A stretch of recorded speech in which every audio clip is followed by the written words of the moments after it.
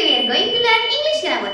आपण पाहत आहोत डेली वापर आपण इंग्लिशचा कसा करायचा, म्हणजे इंग्लिश मधून स्पीकिंग करताना इंग्लिश सोपं कसं वाटणार आहे, मग कुठून सुरुवात करायची आपण सुरुवात केलेली आहे. आज आपल्याला पाहिजे रोज वापरामध्ये आपण खूप असे प्रश्न एकमेकाला विचारत राहतो, ते क्वेश्चन कुठले आहेत आणि त्याचा इंग्लिश मध्ये कसं आपल्याला यूज करायचा हे आज आपल्याला पाहायचं आहे. चला वन बाय वन घेऊया क्वेश्चन. फर्स्ट कोणी बसलेला असेल तर सरळ आपण विचारतो तू काय करतोयस. ओके, तू काय करायलास, तू काय करतोयस. ओके, त्यावेळेस तुम्ही कसं क्वेश्चन विचारणार, व्हॉट आर यू डूइंग. काय म्हणणार त्याला, व्हॉट आर यू डूइंग, तू काय करतोयस.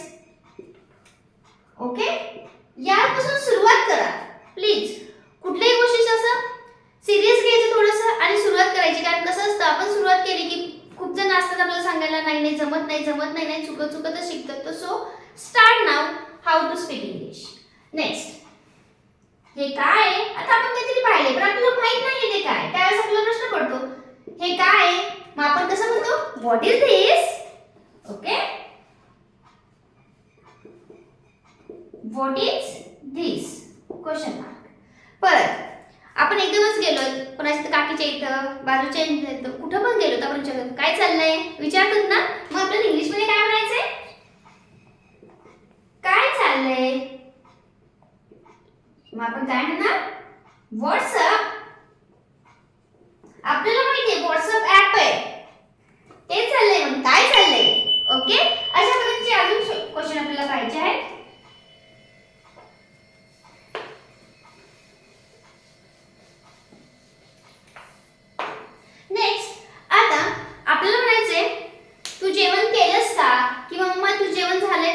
कधी जेवायचंय असे पण प्रश्न असतात. जेवायच्या टाइमला असे पडतात, आई जेवण झालंय का, काय बनवलंय, कधी जेवायचंय, मला भूक लागली पटकन जेवायला दे. यामध्ये पण तुम्ही एक एक क्वेश्चन तुम्ही सेंटेन्स ऍड करत चला, म्हणजे आपलं इंग्लिश परफेक्ट होऊन जाईल. फर्स्ट बघूया, तू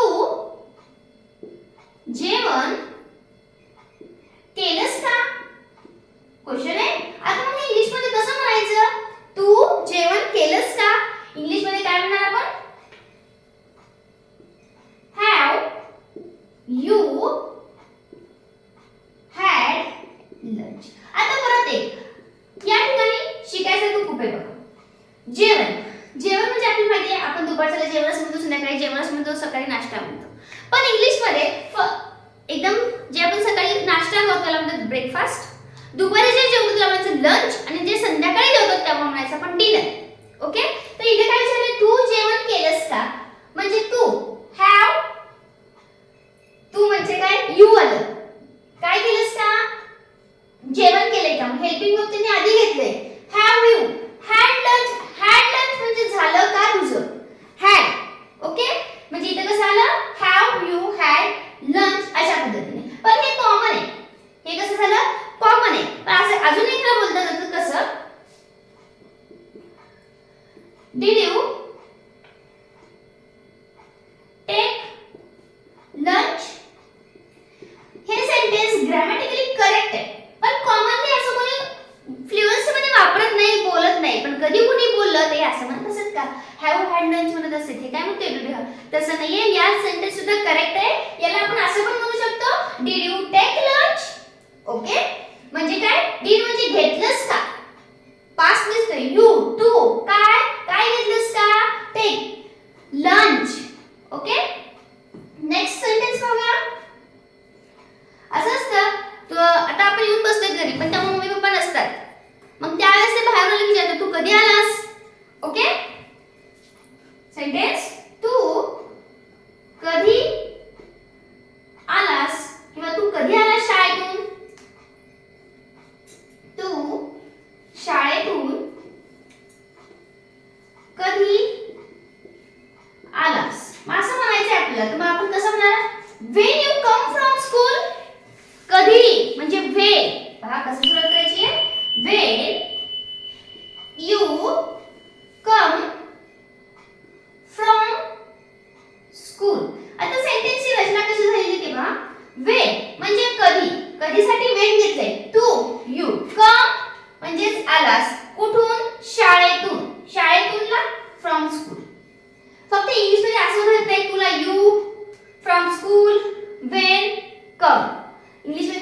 वाक्यरचना वेगवेगळी असते. तर कुठलं घटक कशासाठी आला हे समजून घ्या. व्हेन म्हणजे कधी, यू म्हणजे तू, कम म्हणजे आलास कुठून, शाळेतून म्हणजे फ्रॉम स्कूल. अशा पद्धतीने पण आपण सेंटेन्स बोलू शकतो. परत आता संध्याकाळ झाली, खूप भूक लागली, मम्मी स्वयंपाक झालाय का? मग कसं विचारायचं? आईला म्हणतो तुझा स्वयंपाक झाला का? तुझा स्वयंपाक झाला असं विचारतो आपण आईला. मग त्यावेळेस कसं बोलायचं आपण? त्यावेळेस तुम्ही कसं म्हणणार? फिनिश युअर कुकिंग कसं म्हणायचं आपण त्यांना? Finish your cooking. मग परत म्हणायचं आपल्याला आता जेवायची तर भूक लागली आहे, पण आता सगळं झालंय, कोण जेवायला तयार म्हणजे नसलं बसलेलं, तर आपल्याला तर भूक लागली आहे. आपण काय म्हणणार? कधी जेवायचंय किंवा फेवरेट डिश झालेली असेल तर मग कधी खायचंय, कधी जेवायचंय. मग त्यावेळेस सुद्धा तुम्ही काय म्हणणार? When we have dinner. रात्रीचा वेळ असेल तर डिनर म्हणा. मी प्रत्येक वेळेस सांगायला रात्रीचा वेळ असेल तर डिनर. नंतर जर मिडल असेल, मिड टाइम म्हणजे दुपारचं जेवण असेल तर लंच. ओके. मग आपण त्यावेळेस कसं म्हणणार? We when we have dinner. आपल्याला कधी जेवायचंय का फेवरेट डिश आहे, पटकन खा वाटतं, मग त्यावेळेस काय म्हणायचं? When we have dinner. When म्हणजे केव्हा, हॅव म्हणजे घ्यायचंय काय, जेवण. या पद्धतीने अशी वाक्यरचना करत राहा. आणि अशा प्रकारचे जे काही क्वेश्चन आहेत, अशा प्रकारचे क्वेश्चन तुम्ही डे टू डे लाईफ मध्ये बोलताना आपण खूप असे प्रश्न विचारतो, पण आपल्याला एवढं विचारतात नाही. हा क्वेश्चन आहे, हे स्टेटमेंट आहे, हे रिक्वेस्ट आहे, आपण हे विचार करत नाही. तर या प्रकारचे डेली लाईफ मध्ये थोडेफारसे क्वेश्चन मी घेतलेले आहेत. ओके. हे क्वेश्चन तुम्ही वापरत राहा, हे सेंटेन्स तुम्ही वापरत राहा, म्हणजे आपली फ्लुएन्सी वाढत जाईल, इंग्लिश बोलायला सुद्धा खूप सोपं वाटत जाईल. ओके. व्हिडिओ कसा वाटला कमेंटमध्ये सांगत चला. तुमच्या काही आयडिया असतील ते सुद्धा कमेंटमध्ये सांगत चला. व्हिडिओ कसा वाटला सांगत चला, कमेंट करत चला. आणि शेअर आणि सबस्क्राईब करायला मात्र विसरू नका. थँक्यू.